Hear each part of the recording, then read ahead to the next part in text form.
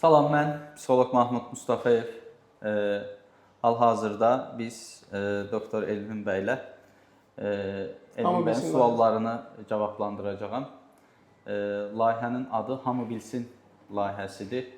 Biz istəyirik ki, psixoloji mövzuda hamı maariflənsin, hamı bilsin. Bu çəkilişdə bu yöndə mənim üçün bir fürsət oldu. Bu fürsətdən faydalanmaqla əlaqəli Elvin bəy bu fürsəti mənə tanıdığı üçün təşəkkür edirəm. Xoşdur, Mahmud bəy, sizi verilişimizdə ağırlamaq bizim üçün çox xoşdur. Azərbaycanın ən dəyərli psixoloqlarından biri və mənim ən çox hörmət elədiyim psixoloq Mahmud Mustafa. Çox xoş oldu ki, sizi dəvət eləməyə bir imkanımız oldu. Sizə suallarımız var bir neçə ki, insanlar bundan faydalana bilsinlər. Sizə öncədən dəvəti qəbul edirik, verilişdə gəlmədiyinizə görə sizə təşəkkürümüzü bildiririk. Xoşdur. Həm öz adımızdan, həm də bundan sonra faydalanacaq insanlar adından sizə dərin təşəkkürümüzü bildiririk. Çox sağ olun, dəvətiniz üçün təşəkkür edirəm Elvin doktor. Mahmud bəy, sizə suallarımız var. İzninizlə başlayaq suallarımızla paylaşmağa. Bəli. Stresin fizioloji və psixoloji təsirləri, uzunmüddətli stres bədən və zeyn üzərində hansı əsas dəyişikliklərə yol açır? Zəhmət olmasa bu haqda tamaşaçılara... Bu suala belə sualla cavab verim tamaşaçılara. Stresmi sizi idarə edir, yoxsa siz mi stresi idarə edirsiniz? Əgər stres sizi idarə edirsə, bəli, həm fizioloji, həm psixoloji bədənə ciddi təsirlər göstərəcək və get-gedə artıq ciddi fəsadları olacaq. Ona görə stresi idarə etmənin yollarını öyrənmələri lazımdır insanlar. Stresin tetikləyiciləri nələrdir? Nə vaxt daha çox stresli olurlar? Nə vaxt bu stres nəyə görə olur? Nə səbəb olur bu stresə? İşdəmi stres olurlar? Evdəmi stres olurlar? Ailədə mi stres olurlar? Uşaq streslidirsə məktəbdə mi stres olur? Evdə mi stres olur? Bir insan həmişə stresli olmaz. Həmişə streslidirsə, həmişə gərgindirsə, bu artıq stresin onu idarə etdiyi mənasına gəlir. Öncəliklə baxsın, həyatında hər şey qaydasındadırmı? Həyatında hər şey qaydasındadırsa, niyə streslidir? Və bunun fizioloji əsas təsirləri get-gedə uşaqlarda daha çox qarın ağrısı kimi müşahidə olunur. Diqqət yayınıqlığı, əsəb, aqressiya bu kimi özünü göstərir. Böyüklərdə də eyni şəkildə emosiyalarını idarə etməkdə çətinlik çəkirlər, yuxu pozuntusu yaşayırlar və bir çox yanaşı başqa psixoloji çətinliklər yaşaya bilirlər. Stresi idarə etmək üçün nə edə bilərlər? Əvvəlcə stresin fərqinə varmalıdırlar. Bu stres hardan gəlir, niyə gəlir, nəyə görə bu stresi yaşayır? Ondan sonra stresi idarə etmənin ən önəmli yollarından biri də əlbəttə ki, idman, bədən hərəkətliliyi, mümkün qədər idman eləsin. Bu idman onun stres səviyyəsini ciddi kömək edəcək. Yuxu ilə əlaqəli yuxu rejimi mütləqdir, qida rejimi lazımdır və özünə vaxt ayırması lazımdır. Əgər get-gedə keyfiyyəti daha da aşağı salırsa bu stres, həyat keyfiyyəti daha da aşağı salırsa, burada həkimlərdən, psixoloqlardan, psixoterapevtlərdən kömək ala bilər, dəstək ala bilər. Təşəkkür edirəm Mahmud bəy sizə belə ətraflı cavabınız üçün. Həqiqətən də çox gözəl cavablandırdınız, çox superdir. Həqiqətən verilişi layihəsinə də tam uyğun gəlir. İkinci sualınıza keçmək istəyərdik. Resiliensiya, yenidən ayağa qalxma bacarığı. Psixoloji bərpa resiliensiya nədir və onu gücləndirmək üçün hansı gündəlik vərdişlər tövsiyə edirsiniz? Resiliensiya belədir, elə bilin ki, külək əsir, amma yıxılmırsınız. Yəni bunu bir bambu ağacı kimi düşünək, külək əsir, əyilir, təkrar ayağa durur. Ona görə də məsələn o təkrar ayağa durma mövzusu önəmlidir. Burada əlbəttə ki, şəxs bu küləyin fərqinə varması lazımdır, bu fırtınanın fərqinə varması lazımdır. Təkrar ayağa durması üçün də müəyyən dəstəklər alması lazımdır. Spesifik baxacaq olursaq, yəni mövzuyu spesifik dəyərləndirəcək olursaq, burada problem üzərindən getməmiz lazımdır. Yəni bu hansı problemlər yaşayır, hansı çətinliklər yaşayır, buna görə qərar vermək, dəstək olmaq lazımdır. Yəni buradakı şəxs professional dəstək ala bilər. Yəni təkrar ayağa durması üçün, təkrar özünü toparlaması üçün. Təşəkkür edirəm Mahmud bəy dolğun cavabınıza görə. İzninizlə 3-cü suala keçək. Buyurun. Emosional tənzimləmə texnikaları. Ani aqressiya, qorxu və ya depressiya hisslərini idarə etmək üçün hansı sadə, amma ən effektiv 5 psixoloji texnika. İndi mən 5 sadaladım. O 3 də ola bilər, siz onu 6 da edə bilərsiniz, 7 də edə Emosiya bilərsiniz. elə bir şeydir ki, insan emosiya içində saxladığı zaman o türklərin düdüklü təncərə deyirlər ya, o təncərənin havasını boşaltmadığınız zaman o partlaya bilər də get-gedə. Emosiya da belə bir şeydir. Emosiyayı paylaşmaq lazımdır. İnsan içindəki hissləri paylaşmaq lazımdır. Ən son əsəbləşdiyi zaman qışqırdımı bir insan, yoxsa sözmü dedi? Yəni ki, emosiyasını paylaşdı mı? Belə deyək. Yəni o şəkildə özünə baxsın ki, yəni ki, mən ən son əsəbləşəndə hansı davranışı göstərirəm? Əsəbləşdiyi zaman göstərdiyi davranış onun emosiyasını idarə edib etmədiyinin göstəricisidir. Emosiyayı idarə etmək üçün də 5 texnika ən önəmlisi əsəbləşdiyi mühitdə konkret dərin nəfəs alması lazımdır. Yəni dərin nəfəs almalıdır müəyyən müddət, dərin nəfəs almalıdır və o mümkünsə ortamdan uzaqlaşmalıdır. Sakitləşəndə mövzuya təkrar qayıda bilər, sakitləşdikdən sonra təkrar fikirləşə bilər. Yoxsa yəni o anda əgər ciddi şəkildə emosional qərar verə bilər, bu qərar özünə zərərli ola bilər. Yəni bir dərin nəfəs almaq, o mühitdən uzaqlaşmaq çox işə yaraya bilər. Dərin nəfəs almaq da elə necə dərin nəfəs almaq? Belə qarnında nəfəs alacaq, qarnında nəfəsini bir müddət saxlayacaq, sonra boşaldacaq. Yəni 4 saniyə alıb, 4 saniyə tutub, 4 saniyə verə bilər. Amma bunu sakitləşənə qədər etməlidir. Sakitləşənə qədər 5-10 dəqiqə etsə kifayətdir və qəti bir şəkildə emosional şəkildə qərar verməməsi lazımdır. Bir digər texnika emosional olmadığı zaman, sakit olduğu zaman, narahat olmadığı zaman emosional vəziyyətləri düşünməlidir, üzərində analiz etməlidir ki, təkrar mən bu situasiya ilə qarşılaşdığım zaman, təkrar müdürümlə üz-üzə gəldiyim zaman onunla konflikt yaşamamaq üçün nə edə bilərəm?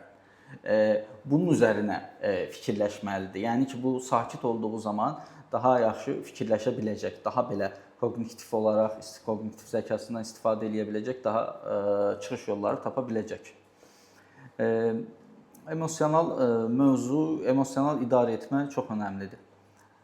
Hisslərini içində tutmamalıdır, hisslərini paylaşmalıdır. Bəzən insanlar hisslərini paylaşmaq zəiflik deyil.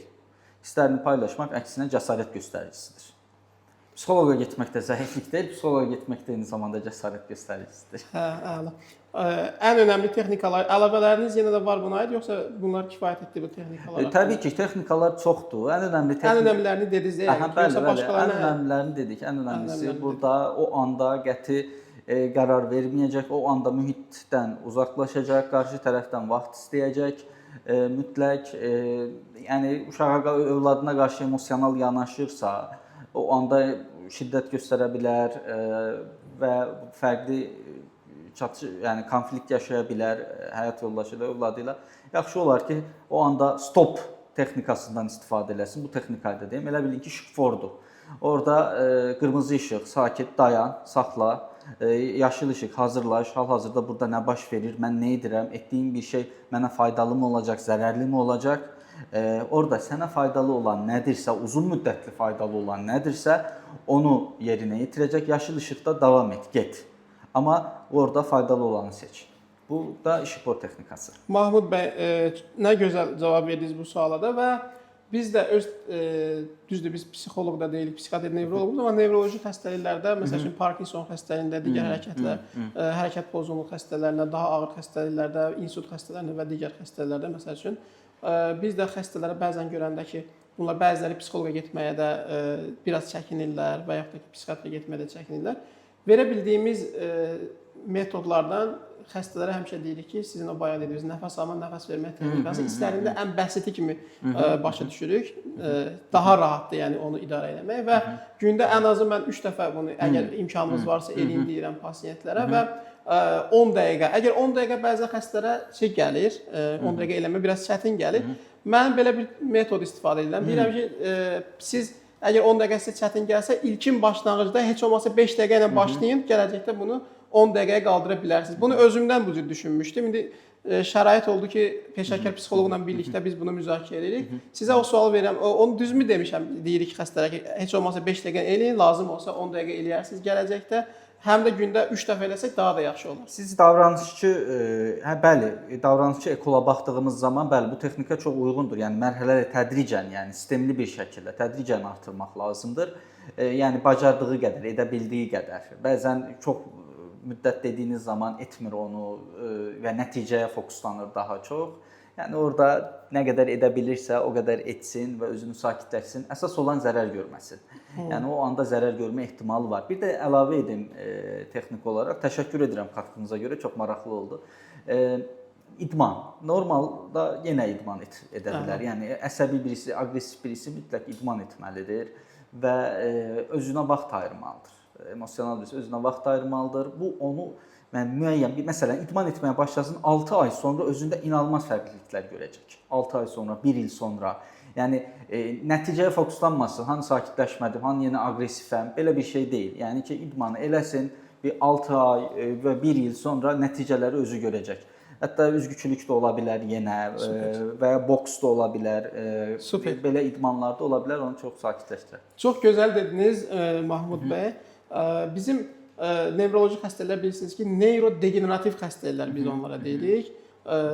Başqa nevroloji xəstələr var və onların içərisində ən çətin xəstələrdən biri də neyrodegenerativ xəstələrdir ki, hansı ki, neyrodegenerativ xəstədə başlanırsa, hər hansı bir neyrodegenerativ xəstəlik, xəstə get-gedə daha da pisləşir. Yəni xəstənin hal-hazırda xəstədə var olan əlamətlərmi deyək, patoloji dəyişikliklərmi deyək, geriyə doğru getmə ehtimalı yoxdur və get-gedə daha da xəstəlik pisləşir. Yəni yaxşılaşma ehtimalı yoxdur.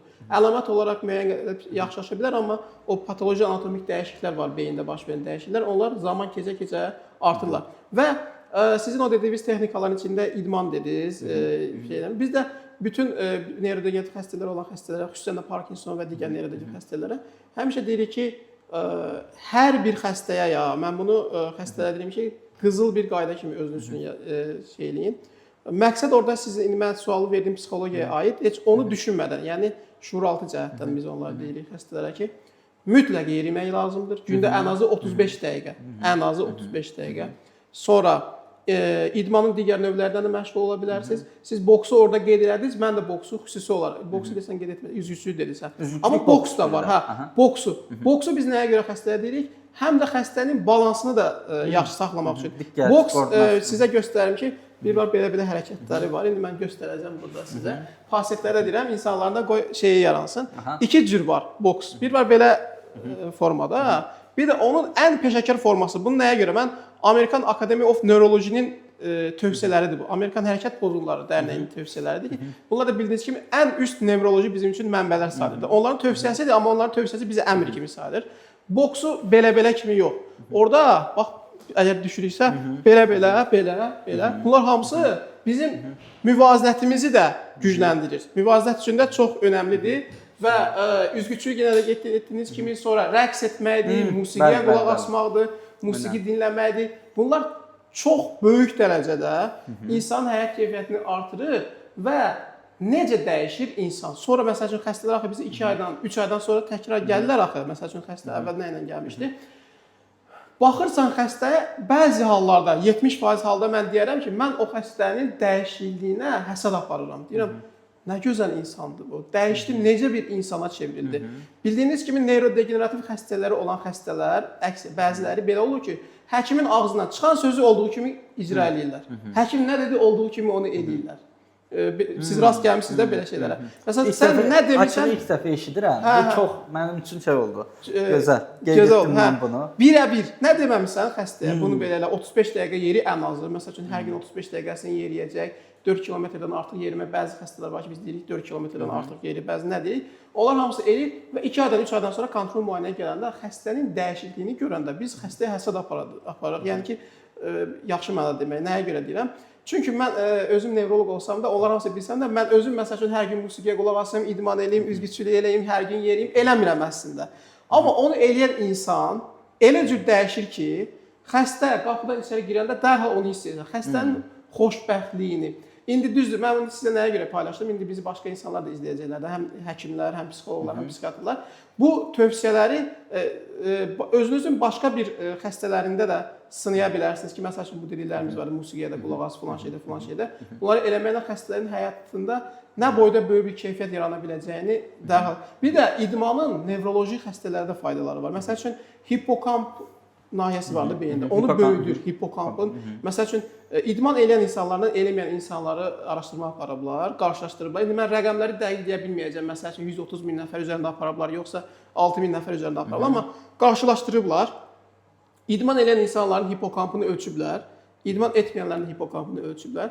Baxıblar ki, idman eləyən insanların hipokampı daha böyükdür, nəinki idman etməyənlərin. Bu da bu insanların yaddaş problemlərinin yaranmasının daha idman edənlərdə daha az olduğunu, yarandığı halda isə idman edən insanda yaranmış problemlə etməyən arasında yaranan problem arasında da bir fərq yaranır. İdman eləyənin üstünə. Sizin də o dediyiniz texnikaların içində idman etmək də var. Nə gözəl. Belə bir şeylər olduğu üçün mən ona görə qatqılarımı edirəm. Bir də yenə texnika əlavə edim. İndi bilirsiniz, terapiyalar var. Dünyanın ən belə tanınmış terapiyalar arasında istifadə edilən ən yaygın terapiyalar arasında psixoterapiyalar arasında koqnitiv davranışçı terapiyası var. Koqnitiv davranışçı terapiyası nədir? Bir situasiya zamanı ilk ağla gələn, bir sadə bir şəkildə ifadə edəcək olursaq, bir situasiya zamanı ilk ağla gələn düşüncə onun davranışlarına təsir edir, emosiyalarına təsir edir. Həmən şəxs fikir versin, həyatı boyu bir davranış göstərsə, mütləq təməlində, altında yatan düşüncələr vardır. Bu düşüncə nədir? Deyəlim ki, maşın siqnal verir arxadan və o anda ağlına gələn düşüncə onun davranışına təsir göstərəcək. Çıxıb gedib onunla dalaşa da bilər və ya sakit durub səbirli ola da bilər və məsələn deşək ki, o anda ilk ağlına gələn şey onun bu məni təhqir elədi siqnalla və gedib həmən şəxsə bir reaksiya göstərdiyi zaman, vurduğu zaman bir qaçınılmaz olur da dava burada, düzdürmü? Hə, onun əksinə ilk ağlına gələn düşüncə işi olmuş ola bilər, nəsə tələsir bəlkə də və başqa şey ola bilər. Bu kimi fərqli düşüncə olduğu zaman təbii ki, burada daha səbirli olacaq, daha əsəblərini idarə etmək üçün vaxt qazanacaq. Yəni ağlına gələn o ilk düşüncə çox önəmlidir. Bütün situasiyalarda emosiyalardan öncə düşüncə gəlir. Məsələn, qorxudan öncə düşüncə gəlir. Həyəcandan öncə düşüncə gəlir. Məsələn, mən bir şeydən qorxdum. Xeyr, düşüncə gəlir, sonra qorxur, sonra əsəbləşir, sonra narahat olur. Yəni imtahan təşvişi yaşayan bir uşaq, imtahan stresi yaşayan uşaq imtahanla əlaqəli ağlına gələn düşüncələrə bağlı bir stres yaşayır. Özgüvənsizlik yaşayır imtahana bağlı. İlk ağlına gələn düşüncə nə ola bilər? Çətin sualı gördüyü zaman alınmayacaq, yaza bilməyəcək. Bu düşüncələr gəldiyi zaman həyəcanlanır, təşvişi artır. Təşvişi artdığı zaman da həqiqətən əslində yaza bilmir, həqiqətən əslində alınmır, həyəcanlanır, unudur. Və bunun əsas səbəbi nədir? İmtahanla bağlı ciddi baskı var ailə tərəfindən, ciddi bir perfeksionizm var, yüksək gözləntilər var. Bunlar səbəb olur. Ona görə bir şeyə, bir insan nə qədər həssasdırsa, nə qədər onu belə həssas ciddiyə alırsa, əlbəttə ki, onunla əlaqəli emosional qərarlar çox olacaq. Yəni o düşüncələr avtomatik düşüncələr daha neqativ olacaq. İndi avtomatik düşüncələr, situasiya zamanı ilk ağla gələn düşüncələr baxmalıdır. Bu düşüncələr həqiqətə uyğundurmu? Təyyarə fobisi olan birisi təyyarəyə mindiyi zaman ilk ağlına gələn düşüncə təyyarə düşə bilər.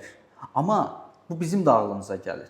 Bizim ağlımıza gəldiyi zaman bu düşüncəyə inancımız 0-1 ilə 10 arasında, 10 çox yüksək, 1 azsa 2 səviyyəsində olur, 1 səviyyəsində olur. Amma o təyyarə fobiyası olan birisinin 8-9 səviyyəsindədir. Bu düşüncəyə inancı təyyarə birdən düşə bilər.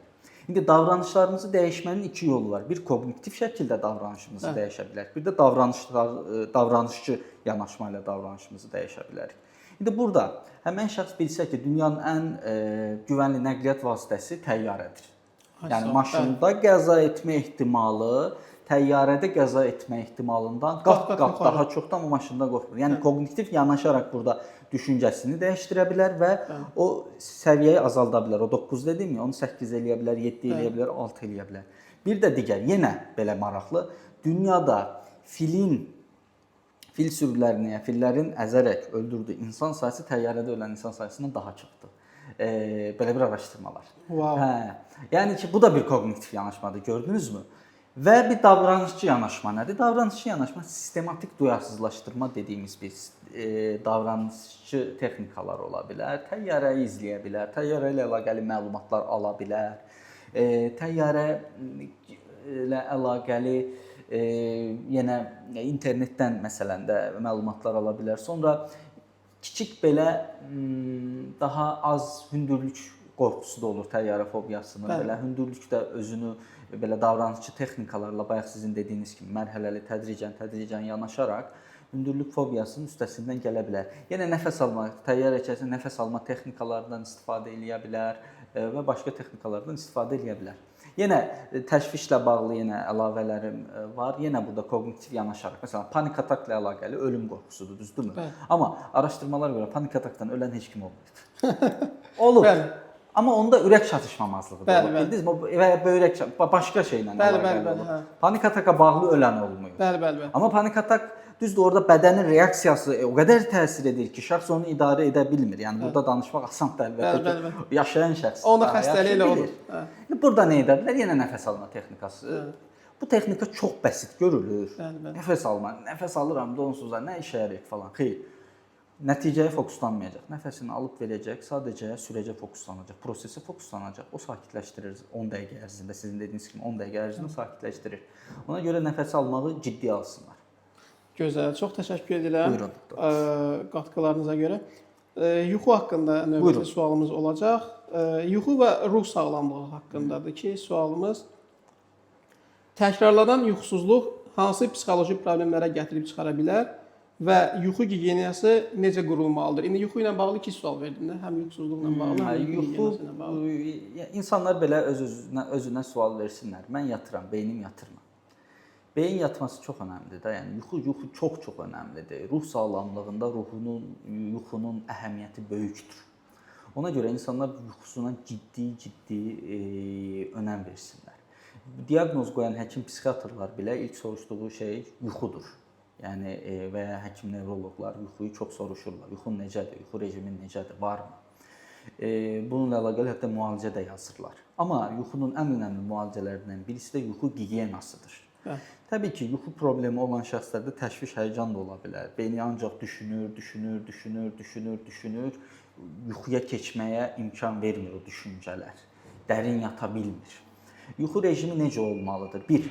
Mütləq yuxudan 1 saat və 2 saat əvvəl bu monitoru yığışdırmalıdır. Fərqi yoxdur. Televizor, telefon, hər şey yığışdırmalıdır. Kafein, ondan sonra və digər koladır və s. belə içkilərdən qəti uzaq durmalıdır. Yeməməlidir. 2 saat əvvəl yenə yemək falan hər şey kəsməlidir. Yuxuya hazırlaşmalıdır. Elə bilin ki, çox gözəl bir şeyə gedir də, səyahətə gedir. Yuxuya elə hazırlaşmalıdır. Yerini toparlamalıdır, o yatağını düzənləməlidir. Yəni yatmağa getdiyi üçün öncədən paltarını və s. hazırlamalıdır, otağı havalandırmalıdır.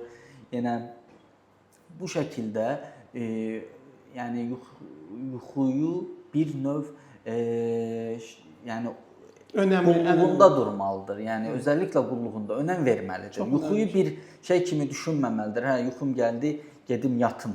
Həm də yatacam da, fərqi yoxdur və s. Yəni yuxunun qulluğunda durmaq lazımdır. Başqa yolu var. Dərman və s. vasitələr də istifadə edirlər.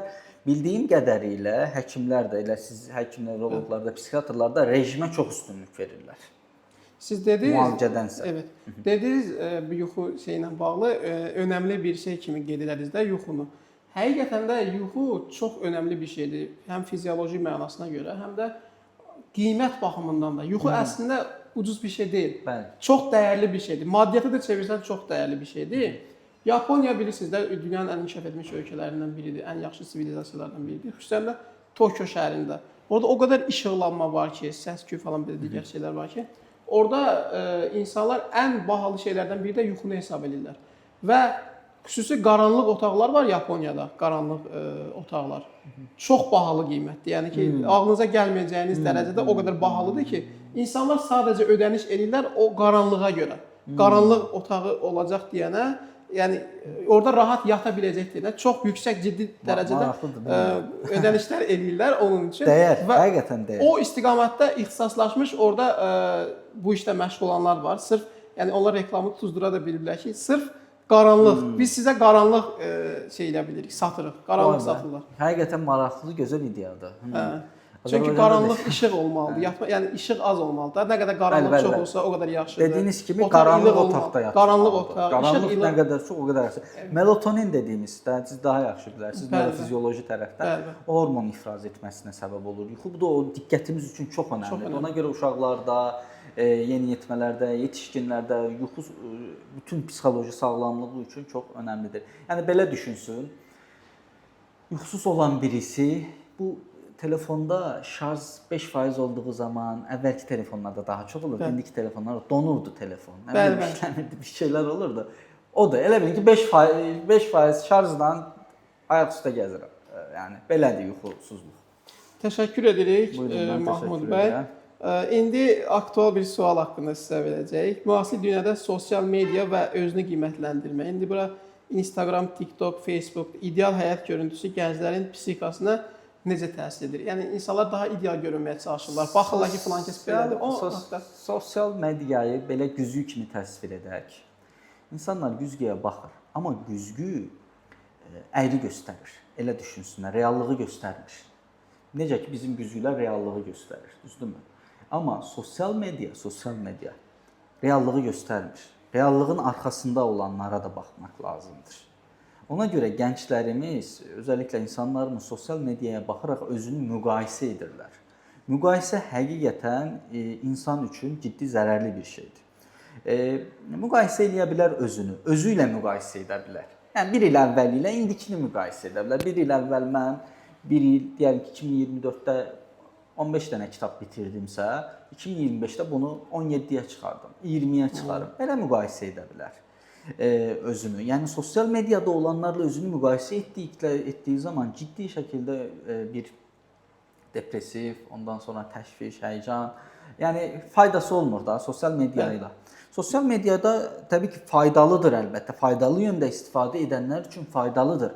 Amma bir baxsın, həqiqətən sual versin belə. Mən bu sosial mediaya baxdığım zaman sosial mediada nə öyrənirəm?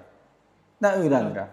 Faydalıdırmı, zərərlidirmi? Öyrəndiyi şey onun üçün faydalı olurmu? Onun həyat keyfiyyəti üçün faydalı olurmu? Həyat keyfiyyəti üçün faydalı deyilsə, yəni şeydir, ona zərərli deməkdir. Belə deyək. Çox təşəkkür edirəm qatqılarınız üçün.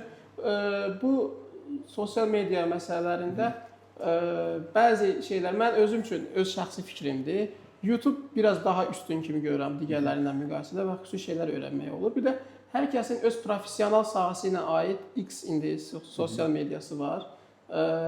Və əgər Instagramda falan da istifadə edirsə, öz məsələn ixtisası, məsələn siz psixoloqsunuzsa, psixoloqların brendləri var da dünyada. Məsəl üçün nevrologiya üzrə bizim öz ixtisasımızda məsəl üçün indi bizi burada nevroloqlar da izləyəcəklər.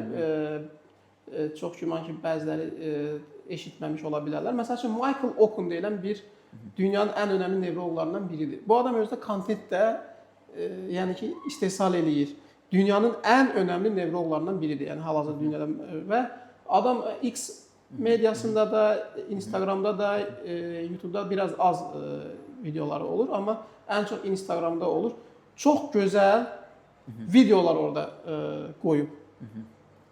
Məsəl üçün hətta filmlərdən epizodlar da qoyub.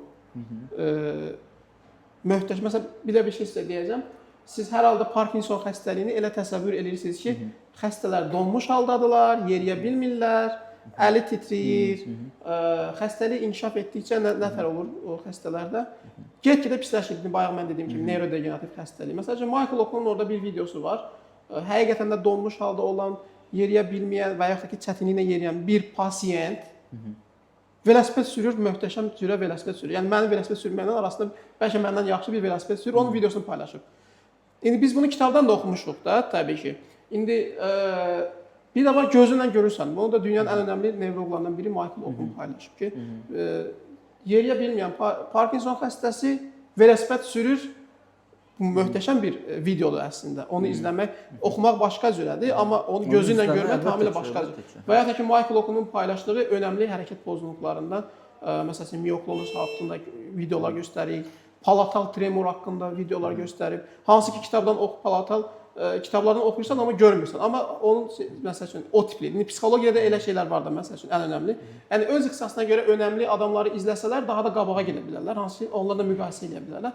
Amma həqiqətən də boş-boş şeyləri, lüks həyatları falan izləsələr, yəqin ki, onlara ziyanı olar da. Siz də elə fikirləşirsiniz? Yəni, vaxtını necə idarə edir də? Yəni, vaxtını onun işinə yaramayacaq videolarla keçirirsə, təbii ki, bu əyləncə üçün ola bilər, əyləncə üçün videolara baxır, eləyir. Amma vaxtını çox istifadə keçirirsə orada, əlbəttə ki, yəni burada bir 2 saat, 3 saat bu videolara baxırsa, get-gedə takıntı olacaq. Özünüz bilirsiniz. Yəni o videolar artıq asılılıq yaradacaq artıq. Necə ki, shorts videolar, kiçik videolar asılılıq yaradır. O TikTokda məsələn belə gedir. Burada diqqətin müddətini azaldır burada. Diqqətin müddətini azaldır və getdikcə, yəni bir kitab oxumaq çətin gəlir o həmin şəxs üçün. Fikir versin, impulsiv olur artıq. O yəni idarə beyində də eyni şəkildə gedir. Faydasından çox onlara ziyan verir. Yəni sonra davranış düşüncədən irəli getməyə başlayır get-gedə. Yəni ona görə diqqət əksikliyi elə yeri gəlmişkən onda deyil, diqqət əksikliyi olan şəxslər mütləq monitordan uzaq dursunlar. Diqqət, yaddaş, bu kimi problemlərdən əziyyət çəkən şəxslər monitoru nə qədər azaltsalar, o qədər yaxşıdır. Sizin Nəfəs Akademiyanın Nəfəs Nevroloji Sağlamlıq İkram bəyə çox hörmətimiz var. Onun bir çıxışını izləmişdik. Orada çox bəyənmişdim. Onu da qeyd edək ki, çox qəşəng deyirdi ki, sərhəd qoymaq ən önəmli şeylərdən də biridir. Sərhədi bilmək lazımdır. Bizim cəmiyyətdə də bəzi insanlar var ki, əksəriyyətimiz eləyik də, sərhəd biraz az qoyuruq da, sərhəd qoymaqla bağlı problemimiz var. Ya həddindən artıq olur nəsə olursa, ya da heç olmur. Sərhəd qoymaq çox önəmlidir. Siz də yəqin ki, buna razılaşarsınız da. Sərhəd məsələsi burada çox önəmlidir. Bəli, hər şeydə. Uşaqlarda sərhəd, hər şeyin bir sərhədi olmalıdır da. Yeməyin də bir sərhədi olmalıdır, hər şey. Nizaminin dediyi kimi, izni sağlıq vasitədə suda, artıq insan tədbiri o da. Burada da hər şeylərdə o fəlsəfəçilərin dediyi sözlər var. O qanunlar psixologiyada demək olar, əksəriyyəti keçərlidir. İndi yeri gəlmişkən İkram Rüstəmov haqqında məlumat, uşaq yeniyetmə psixiatrı da həqiqətən çox dəyərli bir həkimdir, mütəxəssisdir. Yəni şəxsən mən özüm çox şey öyrənmişəm özündən. Salamlarınızı çatdırın. Bəli. Kulağı çınlasın mı deyirlər, necə deyirlər? Həzz məsələsi var da, həzzin bir limiti olmalıdır, doktor. Həzzin bir limiti olmalıdır. O həzz bir yerdən sonra emosional bir şeyə çevrilməyə başlayır. Yaxşı olmaq başqa bir şeydir, doktor. Yaxşı hiss etmək başqa bir şeydir. O yaxşı hiss etmək o impulsivdir, qısa müddətlidir. Siqaret çəkir, təkrar ehtiyac duyur. Siqaret çəkir, təkrar ehtiyac duyur, düzdürmü? Bu təhlükəlidir. Amma yaxşı olmaq uzun müddətlidir. İdman yaxşı edir adamı. Yaxşı hiss etdirmir. Amma narkotik, digər maddələr nə edir? Yaxşı hiss etdirir.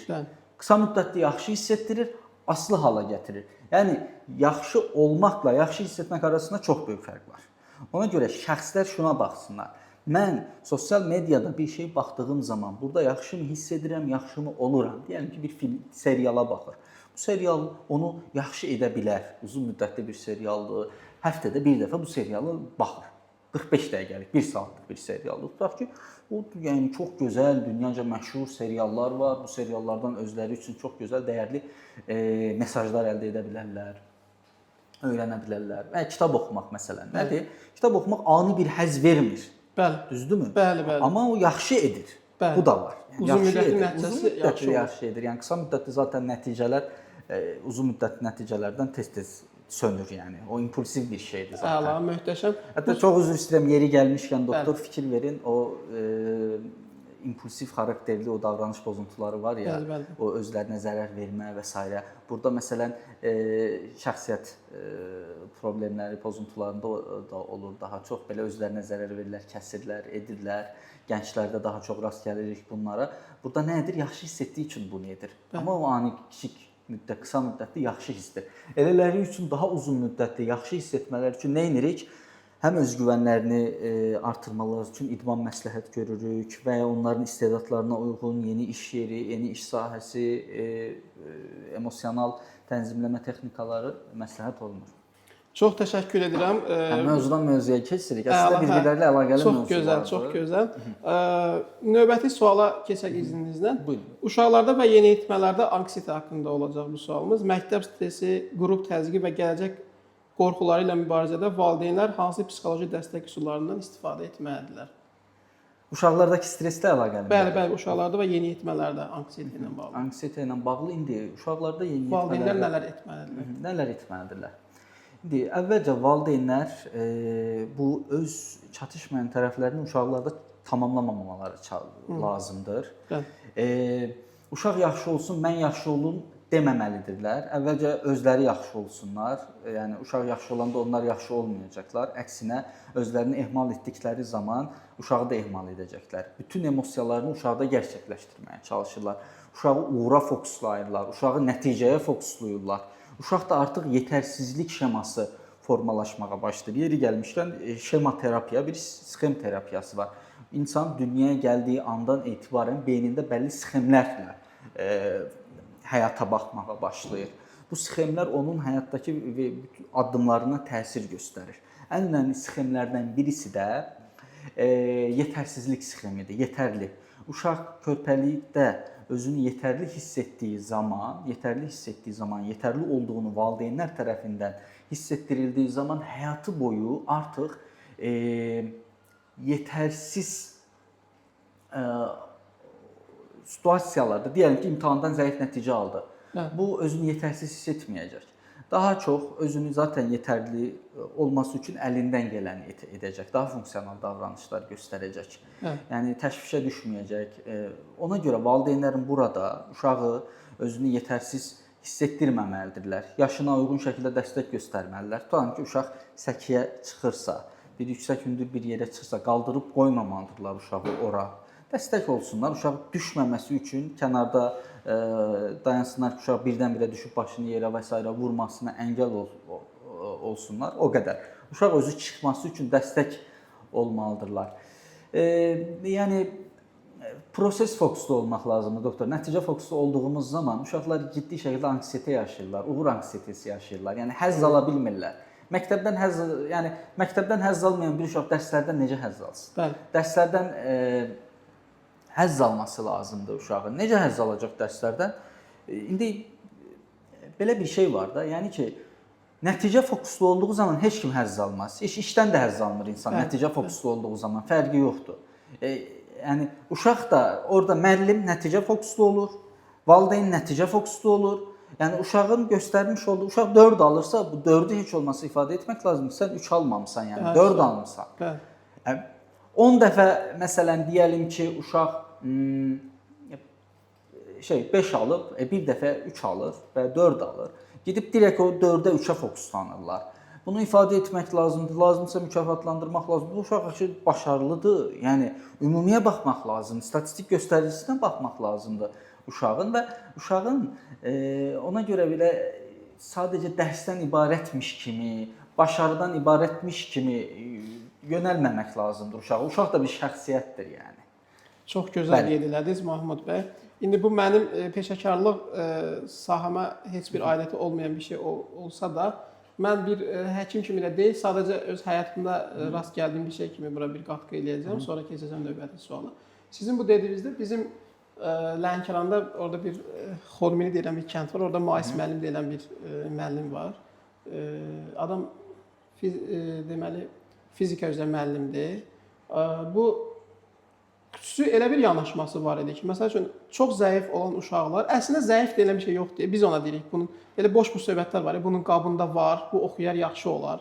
Bu nə bilim belə əslində yanlışdır da mənim fikrimə görə. Şəxsiyyətin təhqir etməkdir. Kiməsə demək düzgün deyil. Əslində o 10% cəmi rast gələn o problemlər var, hansı ki, onlar həqiqətən də biraz ağız zəifliyi var, biraz öyrənmə qabiliyyətində əsikliyi var. Qalan 90% çalışarsa hər şeyə nail ola bilər. Doktor, elə düşünsünlər ki, müəllimlər, valideynlər, yəni bir insana, sizə məsələn birisi bu sözləri dedisə, necə hiss eləyərsiniz? özünə zəif bağlı olacaq insan. uşaq da eynisidir da. Mənə Mən yetişkinə bu deyilərmi ki, yəni bunda yoxdur, bu belədir, oxdur, yəni tərbiyəsizdir.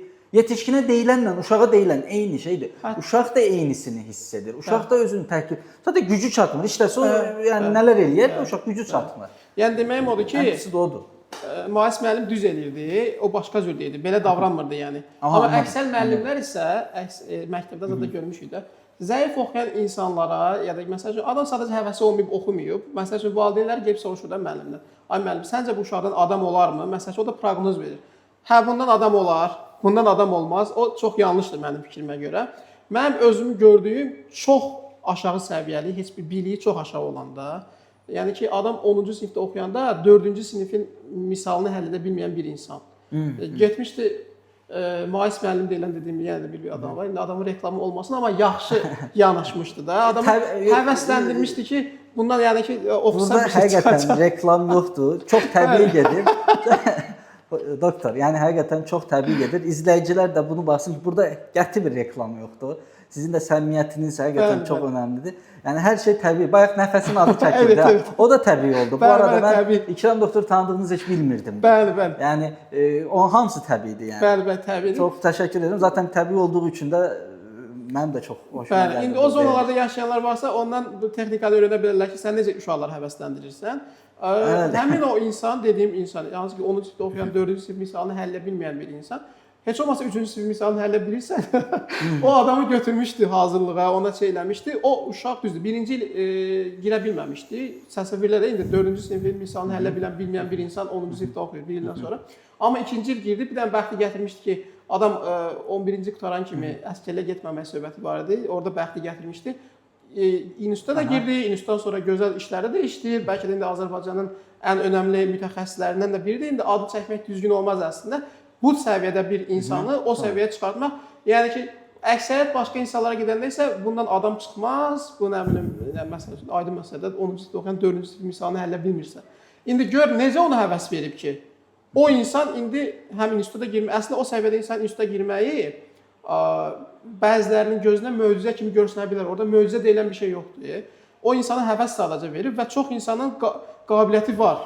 Qabiliyyəti var bir şeylər etməyə. Əgər o dediyimiz 10% hallı xəstəliklər var, hansı ki, öyrənmə zəifliyi var, hətta insanlarda akalkuliya var tipli, həqiqətən xəstəlik olanlar. O insanların da şəxsiyyəti var. Bəli. O insanların da eğitimi var, təhsili var. Mental retardasiya deyirsiniz kəmağıllıq mövzusunda. İndi bu uşaqları spesifik dəyərləndirib, o uşaqlar yaxşı peşə öyrədilə bilər. Cəmiyyətə faydalı olsun. Söhbət gedib uğurlu olmağı bizim cəmiyyətimizdə bir standartlara sıxışdırıblar. O standartlar içərisinə girməyən insanın da bir dəyər şeyi qoyurlar, stigması qoyurlar. Yəni ki, bu insan yaxşı bərbər ola bilər, bu insan yaxşı başqa sahələrdə bənna ola bilər, yaxşı başqa sahələrdə çalışa bilər, cəmiyyətə faydalı ola bilər. Mövzu zaten cəmiyyətə faydalı olmasıdır. Yəni burada söhbət şeydən getmir. Yəni ki, peşə öyrənib, deyəlim ki, bərbər ola bilməsə, bərbər köməkçisi ola bilər, tamam. Və ya ambarda çalışa bilər və başqa şeylərdə çalışa bilərlər və çox da faydalı olurlar cəmiyyətə. Hətta xəstəliklər var, Mahmud bəy.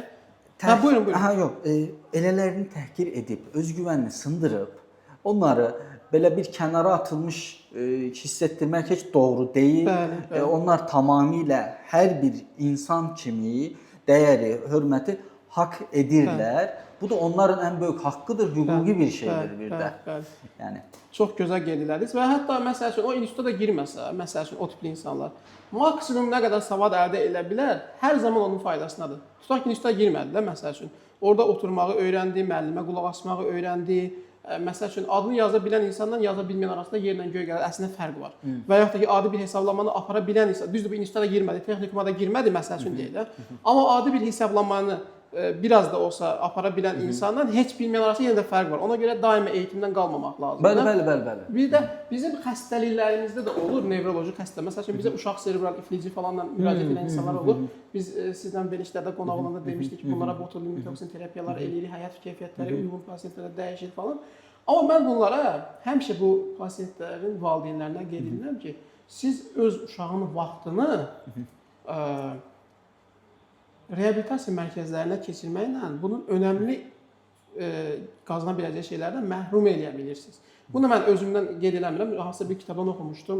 O oxuyanda da gözümdən hətta belə yaşarma kimi olmuşdu. Necə onu qeyd etmişdi? Çünki adam çoxlu sayda bu serebral pasientlərlə işləyib, onların psixoloji haqqında kitab yazmışdı. Orada qeyd edilir ki, bu uşaqların ən çox nəyə ehtiyacı var? Yerimək falan bu şeylər başqa. Ondan da önəmli şey ünsiyyətə ehtiyacı var. Ən birincisi. Bunlarla insan kimi, normal insanla nədən söhbət eləmirsən. İndi bunun ayağı yaxşı yerimir də bir damcı. Bu əslində instituta da girə bilər, yaxşı oxuya bilər.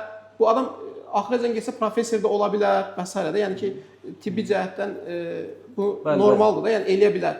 Bunu hər şeyini qırağa atıb məktəb illərinin, önəmli təhsil illərini qırağa atıb, ancaq məsəl üçün bizdə də var da məsəl üçün tutaq ki, bəyənmədi. Reabilitasiya ola bilər. Tutaq ki, bizdə Azərbaycanın yaxşı reabilitasiya mərkəzləri var. Apardın, sonra tutaq ki, elə bilir ki, tutaq ki, bunu götürüb Hong Konga aparsam daha yaxşı olar. Məsəl üçün deyib də, götürüb uşağı aparır Hong Konga reabilitasiya üçün.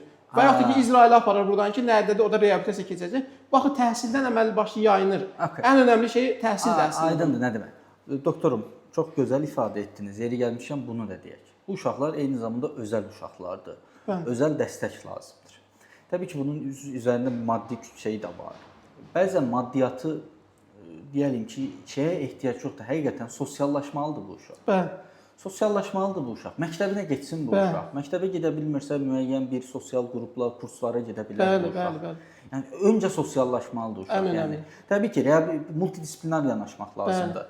Nevroloq, psixiatr, psixoloq, reabilitativ psixoloq, psixopedaqoq, yəni loqoped, duyu bütünləmə mütəxəssisi, reabilitasiya, fizioterapiya artıq kompleks şəkildə yanaşmaq lazımdır.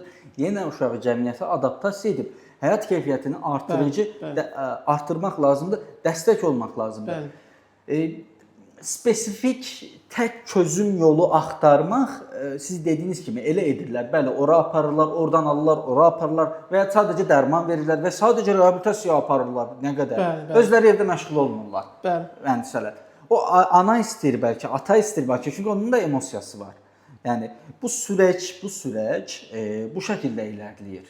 Bir-birlərinə bağlı şəkildə irəliləyir. Əgər bir qopuqluq olduğu zaman təbii ki, bir əksiklik, bir boşluğu görməyə bilir bir mütəxəssis. Necə nevroloji tərəfini görə biləcək bir psixoloq və ya psixopedaqoq, necə psixiatrik tərəfini görə biləcək, yəni diqqətdir və s. bu yönləri də var axı uşağın və hər hansı bir zəka geriliyi yoxdursa bu uşaq qayət bir şəkildə həyatını davam etdirə bilər. Zəka geriliyi varsa da bu da bəzi bərpa təlimləri ilə bərpa edilə biləcək bir şeydir. Yəni o zəka geriliyi də şey deyil, yəni imkansız bir şey deyil, yəni həll olunan bir şey. Onun da özünün yönətilməsi var da.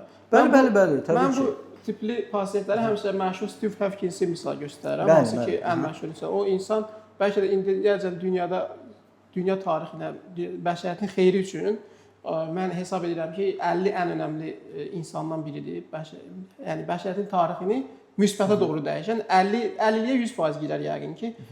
Bəlkə də mən onu onluğa da sayaram. Dünya tarixində indiyə qədər dünyanın xeyrinə də dəyişmiş, dünyanı dəyişmiş. Onun ən önəmli insanlardan biridir Steve Hopkins və o insan cəmi 2 ilə nəzələsi çalışırdı.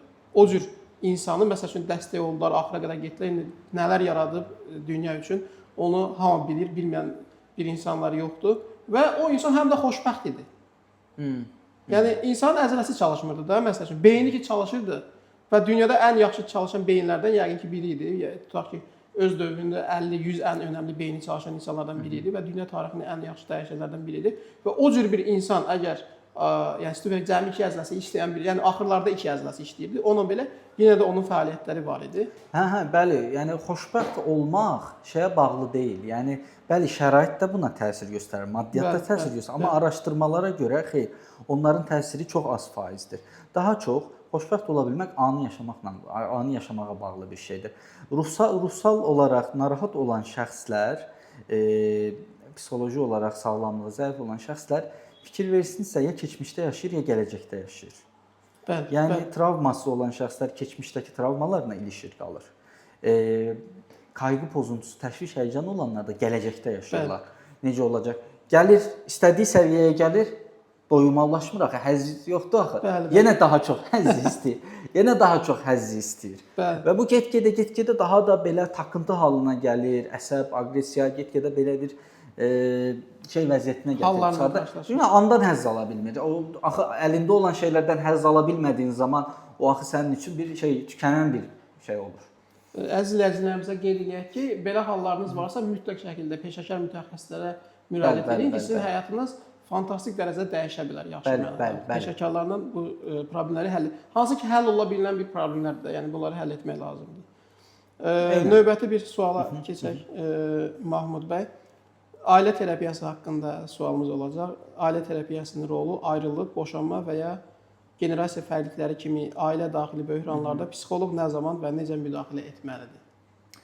Ailə terapiyası biraz yəni ailəyə bir komanda kimi fikirləşək. Mən futbol komandasında bir oyunçu necə bir zəif oynayır və ya bir qapıçı zəifdirsə və ya bir problemi varsa, zədəsi varsa, bir şey varsa, necə komandaya təsir göstərsə, komandanın nəticəsinə təsir göstərsə, keyfiyyətinə təsir göstərsə, ailədəki bir üzvün narahatçılığı, ailədəki bir üzvün narahatçılığı bu ailənin iqliminə, ailənin mühitinə təsir göstərir, yəni keyfiyyətinə təsir göstərir. Burada nə lazımdır? Əlbəttə ki, ya individual şəkildə o komandanın bir üzvü öz üzərində çalışmalıdır, onu toparlamalıdır, ya da komanda şəklində çalışmalıdır, komandaya daxil olmalıdır. Ailə terapiyasından faydalana bilər ki, bu deyəlim ki, və fərdi terapiyalardan faydalana bilər. Yəni bunu əksikliyi görmək üçün üçüncü bir şəxs lazımdır, professional dəstək alsın. Yəni əgər qaçınılmazdırsa, boşansınlar. Yəni baxırlar ki, şiddətli keçimsizlik var və s. emosional olaraq ciddi şəkildə bağ bitib də, yəni ailədə bağ yoxdursa, təbii ki, boşanmaq da daha faydalı olur. Bəzən belə bir davranış göstərirlər. Uşaq üçün boşanmırlar. Uşağa daha da zərərlidir. Belə araşdırmalar da var. Yəni əgər zaten emosional olaraq bərpa mümkün deyilsə, yəni terapiyaya gedibsə, cütlük terapiyasına gedibsə, ailə terapiyasına gedibsə və bərpa mümkün olmursa, təbii ki, o uşaq üçün də, özlərinin gələcəyi üçün də boşanmaq qaçınılmaz olur. Artıq boşanma daha yaxşı olur. Daha yaxşı faydalı olurlar uşağa. Təbii ki, sağlam boşanmanın da bir prosesi var. Burada elə boşandıqca, yəni o dava edirlər bəzən boşandıqdan sonra, uşağı silah kimi bir-birlərinə görə kullanırlar, belə deyək. Nənənin yanına uşaq gəlir, onu pisləyir, anayı pisləyir, atayı pisləyir. Əslində çox belə trajikomik bir durumdur. Yəni bizim çox görülən bir şey olduğu üçün. Yəni ata anayı pisləyir, ana atayı pisləyir. Sizcə bu uşaq nə olar?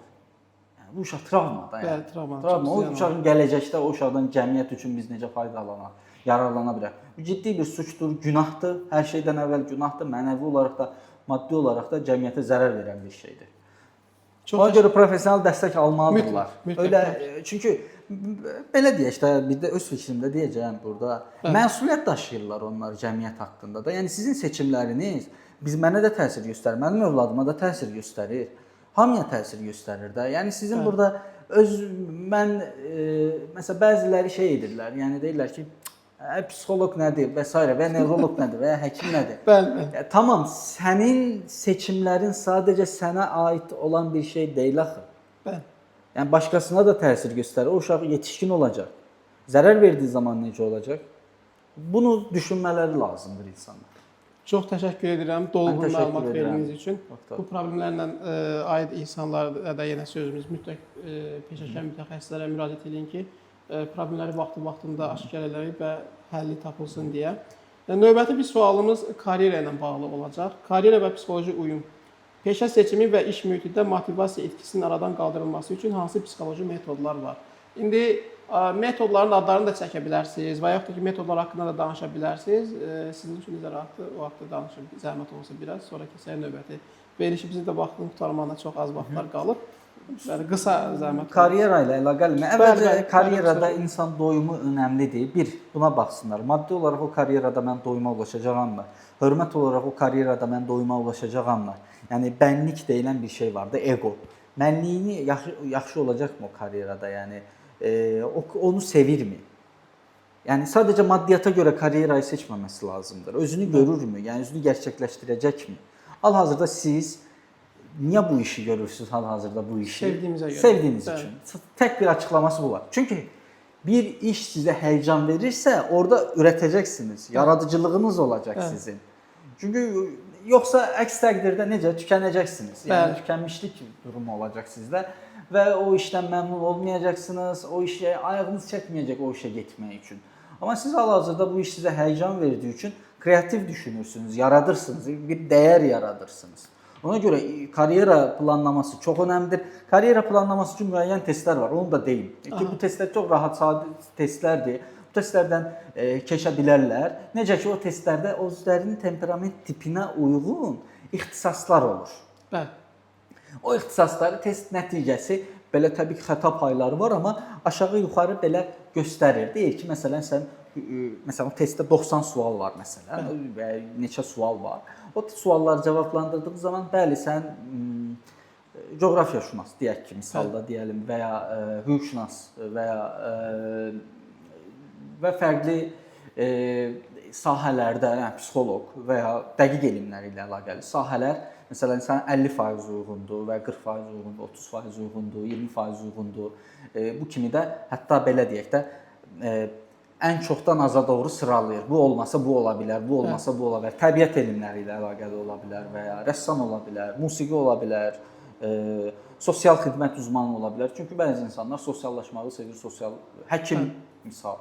Amma bütün suallar var çünki orada cavablandırdığı zaman ona yaxın bir ixtisas seçimlərində, bu arada ixtisas seçimləri var. İxtisas seçimlərində çox faydalana bilərlər bu uşaqlar. Çünki qərarsız qalırlar. Özəlliklə valideynlər populyar ixtisasları, deyəlim, ixtisasları təzyiq edirlər, baskı göstərirlər, yönləndirirlər. Uşaqlarda bir təşviş yaranır, qərarsızlıq yaranır, sonra universitetə gedirlər, 2 ildən sonra buraxırlar universiteti. Belə də bir durum var. Mahmud bəy, sizin konsultasiyalarda bu testlər varmı? Var. Sizə müraciət eləsinlər. Bəli. Əsl vaxtıdır. Müraciət eləyin peşəkardan. Ola bilər. Var. Belə testlər var. Mütləq peşəkara müraciət edin ki, sonra həyatınız başqa cür sürprizlərlə qarşılaşmasın ki, siz özünüzü tanımalısınız. Yəni atdığı addımları biraz daha informasiyalı şəkildə, biraz verdikləri qərarları bir neçə perspektivdən verə bilərlər də. Yəni ki, heç bir şey dəqiq deyil də, heç bir şey dəqiq göstərici deyil. Bir neçə perspektivdən hərəkət eləyəcək də. Amma bu testlər hansı ki, insan özünü tanımasına səbəb olur. Bəli. Eynən bir informasiya, məlumat verir, qərarı sağlam olur, daha çox sağlam olur belə deyək. Çox təşəkkür edirəm dolğun cavabınıza görə. İndi mindfulness və meditasiya haqqında sualımız olacaq sizə. Gündəlik 5-10 dəqiqəlik mindfulness və ya meditasiya praktikası ruh sağlamlığına nə qədər təsir edir, necə təsir edir? Yəni meditasiya əslində bir anda qalmaqdır. İbadət də bir meditasiyadır. Yürüyüş də bir meditasiyadır. Amma o həqiqətən həzz verirsə meditasiyadır. Bəli. Bildiniz? Yəni sakit qalıb beynini dinləndirmək də bir meditasiyadır. Yəni məsələn deyəlim, sadə bir şey deyəlim. Yolda gedirsiniz. Beyninizdən düşüncələr keçir. Beyninizdəki düşüncələr sizi narahat edən düşüncələr ola bilər. Sabah nə olacaq, iş stresi ilə əlaqəli başqa düşüncələr keçə bilər. Siz o düşüncələrə fokuslandığınız zaman anda qala bilmirsiniz. Amma orada bir ağac səsinə fokuslansanız, ağac səsi sizi necə təşviş sala bilər ki, narahat eləyə bilər ki, bir quş səsi sizi necə təşviş sala bilər ki, narahat eləyə bilər ki. Şəxslər özlərinə bu sualı versinlər. Yolda yürüdükləri zaman fərqində olurlarmı? Məsələn, fərqində olmaq necədir bilirsinizmi? Ətri, o mühitin ətri, səsi, rəngi, bir də hissi, tenə təsiri, yəni küləyin təsiri, mehin təsiri, yağışın təsiri. Onun fərqinə vararaq hərəkət etməsi lazımdır. İstirahətə gedir, ancaq işdədir fikri. Yəni getmisən, dənizin səsi var da, sadəcə dənizin səsini dinlə. O qumun bədəninə toxunduğunu hiss etməyə çalış, fərqinə varmağa çalış. Amma elə deyil, uzanır, beynində fikirlər gedir. Anda ola bilmir axı orada. Onun üçün bir meditasiya edə bilər. Mindfulness texnikası da biraz orada faydalı olur. Şəxs uzanır və hiss edir. Bədənin toxunduğu yerə, toxunduğu yeri hiss edir, barmaq uclarının toxunduğu yeri hiss edir. Yəni hal-hazırda məsələn sizə desəm ki, çöldəki səsin fərqinə varın, siz çöldəki səsi eşidəcəksiniz. Orada yağışın damcılarını eşidəcəksiniz. Düzdürmü? Normalda danışdığımız zaman orada oranın fərqinə varmırsınız, düzdürmü? Bəli, bəli. Yəni buradakı andakı olan şeyə fərqinə varmalıdır ki, o anda qala bilsin. Təbii ki, bu uzun bir mövzudur. Bu texnika yaxşı texnikadır. Bu texnika ilə əlaqəli kitablar var, ondan sonra təlimlər var. Faydalana bilərlər. Qısa olaraq belə deyim, vaxtımız da sona çatır. Belə şeylə bağlı sizə müraciət eləsinlər. Bəli, texnikadır. Təbii ki, müəyyən psixoterapiya sessiyaları daxilində bu texnikalar da öyrədilir, tətbiq etmək üçün təqdim edilir. Çox gözəl. Mənə də çox maraqlı gəldi bu hallar və düşünürəm ki, izləyicilərimiz də bununla bağlı əgər peşəkar yardımlar alsalar daha yaxşı, həyat keyfiyyətlərinin artma mənasında onlara bir kömək olacaq. Peşəkar yanma, burnout idarə etməsi haqqında həkimlər, müəllimlər və korporativ mühitdə çalışanlar arasında tez-tez rast gəlinən burnout vəziyyətlərinə qarşı önləyici psixoloji tövsiyələriniz nədir? Profilaktik tədbir olaraq əvvəlcə bayaq karyera seçimindən başlayaq. İnsan öz peşəsini sevmirsə, o peşəsində ya da fədakardırsa, baxın, bəzi insanlar ciddi şəkildə fədakar olurlar, yox deyə bilmirlər, özlərinə vaxt ayıra bilmirlər. Bu rədd etmə problemi də çox önəmlidir. Yəni o sınır, limit danışırdıq ya bayaq. Yəni bir sınırı yoxdur, yəni yox deyə bilmirlər. Və insanı incitməmək üçün bəzən yox deyə bilməmə durumu var. Özünə vaxt ayırmır, sonra da peşman olur. Sadə bir ifadə ilə, qarşı tərəf borc istəyir, borc istəyəni yox deyə bilmir. O da nə olur? Sonradan niyə verdin və s. deməyə başlayır. Bəli. Yəni buradakı məsələ nədir bilirsiniz? Buradakı məsələ işte burada avtomatik düşüncə var. Yenə gəldik o mövzuya, davranış texnikasına. Yəni koqnitiv olaraq birisi zəng elədi, ondan nəsə istəyir. Və bu özünə lazımdır, verə bilmir. Çox lazımdır, verə bilmir. İlk ağlına gələn düşüncə verməsəm inciyəcək, küsəcək və s. Qarşı tərəfdə hələ bir emosional yanaşırsa, hələ analar ağlayır məsələn. Falan belə niyə gəlmirsən falan emosionallaşır. Yəni burada artıq öz planını özü qura bilmir də, ətrafındakılar planını qurur.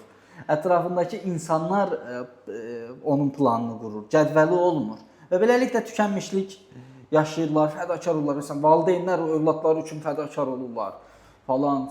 Sonra da gözləntiləri olur. Bəli. Yəni burada ayıra bilmirlər ki, bu etdinsə, bitdi. Gözləntin olmamalıdır o uşaqdan sənin. O uşaq ki, özünü gerçəkləşdirəcək. Bir şey qarşılığı zaten olar. Yəni o şəkildə özlərini tükətməməlidirlər. Bir sınırı olmalıdır. Qısaca belə deyək. Möhtəşəm. Yenə də bizim bu sualın cavabında da o İkram müəllimiz sınır səsi Sınır sözü halımıza. Evet. Deməli, bu həqiqətən çox yaxşı orada qeyd elədiniz. Yox sözünü demək mənasında. Biz hamımız öz praktikamızda yox deməyi bacarmaqla müəyyən uğurlara çatmışıqsa, baxaraq ki, bəlkə də bir 50% orada təkcə yox deməyi bacarmağın nəticəsində onu əldə edə bilmişik.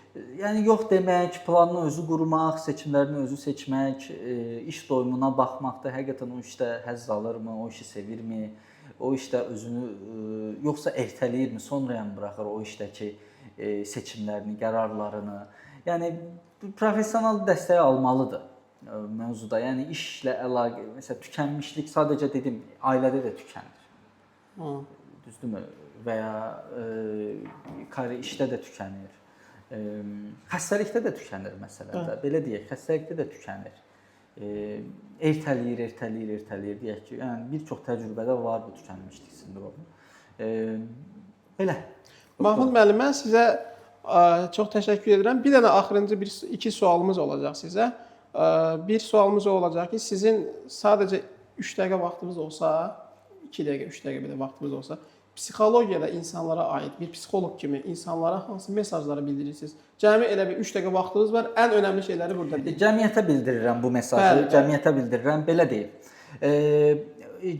Xüsusilə də valideynlərə bildirirəm, müəllimlərə bildirirəm ki, neuroinkişaf pozuntuları deyə bir pozuntular var. Bunlardan ən önəmlisi diqqət eksikliyi, hiperaktivite pozuntusudur. Bir də spesifik öyrənmə çətinliyidir.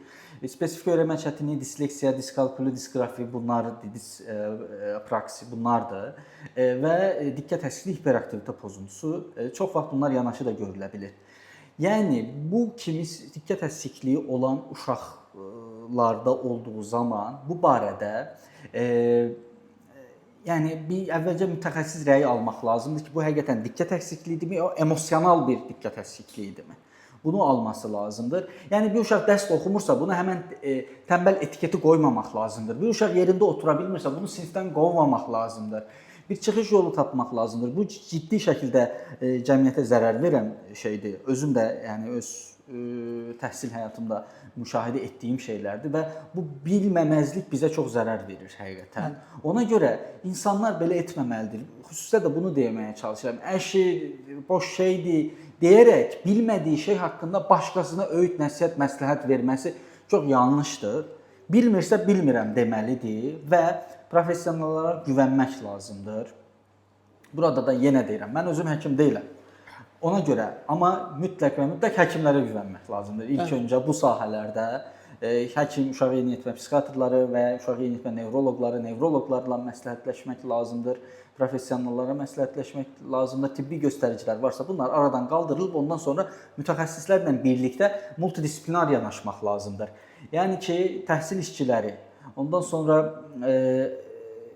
valideynlər, uşaqları ilə əlaqəli həqiqətən bir davranış problemi varsa, bu davranış problemini görməzdən gəlməsinlər, sonraya buraxmasınlar. Bu diqqət əksikliyi də ola bilər və diqqət əksikliyi olmaya bilər, başqa dırnaq yemə də ola bilər. Altına qaçırma da ola bilər. Bu altına qaçırma elə bir şeydir ki, yəni bu elə belə bir şey deyil də, ciddi bir psixoloji gələcək üçün fəsaddır deyəlim insan. Və başqa şeylər deyə bilək. Məsələn, qorxu, həyəcan, təşviş bunlar da olur məsələn və ya takıntı, misal uşaq bəlli bir yaşına gəlib ancaq maması ilə yatmaq istəyir. Bir yerdə 10 yaşına gəlib hələ maması çimizdirir bunu. Bunun çox ciddi araşdırmalar da gələcək üçün uşağın o kişilik gəlişimi üçün, şəxsiyyət gəlişimi üçün çox mənfi tərəfləri var.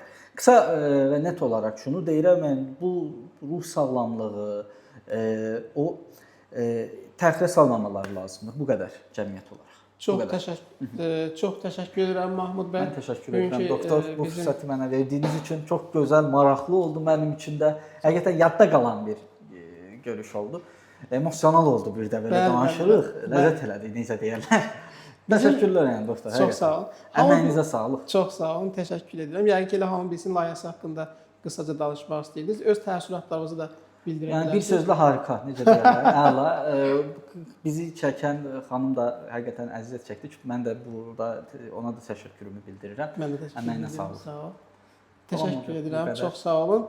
Həqiqətən də möhtəşəm çıxış elədiniz və layihəmizin faydalı olar. Evet. Əksikliklər olmuş ola bilər və s.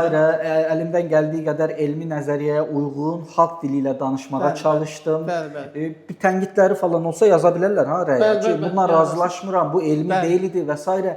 ola bilər. Belə şeyləri yaza bilərlər. Orada da təbii ki, yəni fikirləşərik, bəlkə bir səhvimiz olub, bəlkə bir araşdırmayı yanlış dedik. Bunlar ola bilər. İstər-istəməz insan səhv eləyə bilər. Burada da rəy bildirsələr, çünki həkimlər də izləyəcəklər. Rəy bildirsələr, sualları olsalar çox maraqlı olar. Çox təşəkkür edirəm. Yəni tənqidləri üçün də. Hətta. Bizim bu layihədə ilk verilişimizdir. Dəyərli Mahmud müəllimlə birlikdə bunu gətirdik ortaya. Və bu layihədə məqsədimiz ondan ibarətdir ki, indi izləyənlərə də öncədən bilək ki, bura məqsəd nədir? Burada məqsəd ondan ibarətdir ki, peşəkar şəkildə öz mütəxəssis, öz demək sual haqqında öz istədikləri, bilgiləri tam ətraflı şəkildə bildirsin. Heç bir müdaxilə olunmasın. Bacardığım qədər müdaxilə etmədim. Sualları bitirəndən sonra çalışdım müdaxilələr eləyək. Adam tam sərbəst olsun. Bu sahənin mütəxəssisidir. Bəzən indi Azərbaycanda tibbi verilişlər bəzən olur da. Yəni məsəl üçün tutaq ki, adam orada danışır. Burada mən biraz fikirləşdim ki, belə bir şeylər ola bilər ki, bu insan danışırsa, sən ona sual vermisənsə, ona tam öz fikrini ifadə etməyinə müddət verməlisən. Öncədən nə qədər zaman danışa bilər, onu bilməlidir. Və başqa bir məqsədlər burada olmamalıdır. Heç bir digər şeylər burada olmamalıdır. Və danışan adamın da sözünü heç vaxt kəsmək düzgün olmaz. Adam danışırsa bir şey haqqında, tutaq ki, mən də özüm səndən çox bilirəm, məsələsini deyək də, ki, müdaxilə edeyim sənə, ya nə bilim, sualı başqa üzrə yönləndirim, ya digər şeylər haqqında. Biz də çalışdıq ki, insanlar çox tam özü olduğu kimi olsunlar və tam ətraflı və cəmiyyətə əsasən. Cəmiyyətə və bir də bu sahə ilə məşğul olmağa təzə başlayır. Məsəl üçün rezidentlərin, sizin sahəndə rezidentlər olmasa da magistraturaya ilə məşğul olanlar, bu sahəyə həvəsi olan insanlar, o həm onlara yönəlik, yəni peşəkar şəkildə, bir də xəstələrin özündə rast gələn problemlər bunlar baxsa, yəni ki, siz danışdıqlarınızda adam özü biləcək, məndə bu falan hallar var və ciddi şəkildə dəqiq elmi əsaslarla bunları düzgün şəkildə eşitsinlər və buna da uyğun konkret kimlərə müraciət etməlilərsə, onlara da müraciət edəsinlər və bundan bir xalq olaraq, bir millət olaraq bir fayda görək. Ciddi bir şey yaratmağın axır ki bir zamanı idi. Azərbaycanda ciddi bir tibbi bir platforma yaratmağın zamanı idi. Hansı ki belə mən fikirləşirəm. Siz də öz fikrinizi biraz bildirə bilərsiniz. Belə fikirləşirəm ki, bu cürə layihə ilə Azərbaycan tibb elminə hər hansı bir qatqısı ola bilər. Həm xəstələr üçün yaxşı mənada söhbət gedir, həm də yenicə yetişməyə başlayan mütəxəssislər üçün, məsələn, sizdən tutaq ki, eşitdik ki, siz dediniz önəmli orada metodlar haqqında məlumat verdiniz. O insanlar, məsəl üçün, bu sahəyə qədəm atmaq istəyirlər, ya bu sahənin içindədirlər. Onların da ehtiyacları var əslində belə peşəkar şəkildə konuşmalar dinləməyə. Məsəl üçün, siz psixoloqsunuzsa, psixoloq, təzə psixologiyanı öyrənmək istəyən insanlar %100, məsəl üçün, orada onlar yazırlar da, məsəl üçün, sizin də bizim bəzi suallarınıza cavab, məsəl üçün, ailə terapiyası haqqında. Məsəl üçün, psixologiyanı yeni öyrənən bir mütəxəssis, məsəl üçün, magistratura, klinik psixologiyanı öyrənən, mən əminəm ki, orada yazır ki, ailə psixologiyası, ailə bir şey tapmaq istəyir, qabağına çıxa bilmir. Söhbət edir peşəkar şəkildə. Siz buna peşəkar şəkildə danışırsınız. Yəni boş-boş şeylərdən danışmırsınız da. Yəni ki, tibbi cəhətdən ancaq danışırsınız da. Söhbət ondan gedir və o insanlara da faydalıdır. Əsas məqsədimizdən biri də onlara da faydası olsun. Bəli, elmi bir faydası olması lazımdır. Buradakı danışıqlarımız təbii ki, tamamilə sahəmizə aid olan bir şey olmalıdır. Mən çalışdığım qədər başqa sahələr haqqında şərh etməməyə, yəni ki, etməməyə çalışdım. Yəni burada ən önəmli olan budur zaten. Siz də məsələn verdiyiniz sualların bəziləri cavablarını siz də bilirsiniz belə, amma yenə psixoloqdan bunu eşitmək. Bəli, ondan eşitməlisən sualın cavabını. Sınır söhbətinə gəlirik. Bəli, sınır. Yəni sınır söhbətinə gəlirik. Burada sınırların olmağı gözəllikdir, keyfiyyətdir, inkişafdır. Yəni burada siz öz sınırları daxilində şərhinizi etdiniz. Mən də öz sınırlarımın daxilində etməyə çalışdım və siz müdaxilə etmədiniz. Öz faydalı yəni texnikalarınızı dediniz, elminizdən mən də faydalandım. Ona görə onu təşəkkür edirəm. Önərilərinizə görə, yəni qatqılarınıza görə deyək belə, qatqılarınıza görə çox təşəkkür edirəm. Çox sağ olun belə faydalı bir projeyi başlatdığınız üçün. İnşallah davamlı olar. Mənim bayaq dediniz, davamlı olmalıdır doktor, işin davamlı olmalıdır. Digər şeylər, detallar düzəlir. Texniki məsələlər düzəlir falan, amma davamlı olmağı çox əhəmiyyətlidir. Çünki davamlı olduğu zaman o yaxşı olmaq davamlı olmaqdır. Qısa müddətli nəticə. Bəli. O yağışın damcısı kimi. Yağışın damcısı sel məsələn damcı axıb daşı deşə bilər. Hansı ki sürətlə məsələn oradan neçəsə ton su tökülsə, əslində onu deşə bilməz. Davamlı şəkildə oradan damcı töküləndə daşı deşə bilir. Təşəkkür edirəm sizə verilişimizə olan qatqınıza görə. Çox sağ olun. Siz də çox sağ olun. Təşəkkür edirəm bizi çəkdiniz. Sağ olun.